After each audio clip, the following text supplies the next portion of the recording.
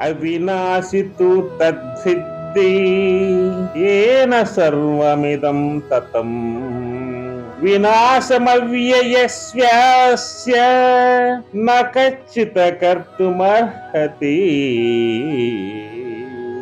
న కచ్చిత కర్తుమర్హతి.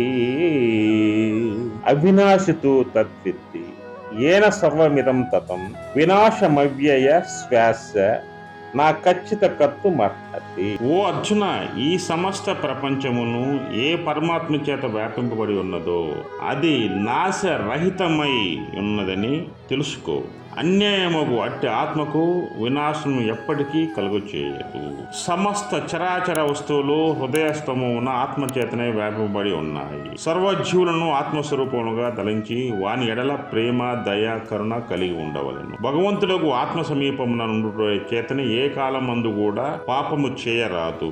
తన వాస్తవ స్వరూపమగు ఆత్మ నెవడను నశింపజాలడు. కనుక సాధకుడు మహాధైర్యంతో ఆత్మజ్ఞానాన్ని పొంది ఆనందంతో నిరంతరము జీవించడం అనేది చాలా ఉత్తమోత్తమం. అదేవిధంగా మనిషి ఎప్పుడు కూడా ఇతరుల వరకు పాటుపడాలా, సమాజం కొరకు పాటుపడాలా.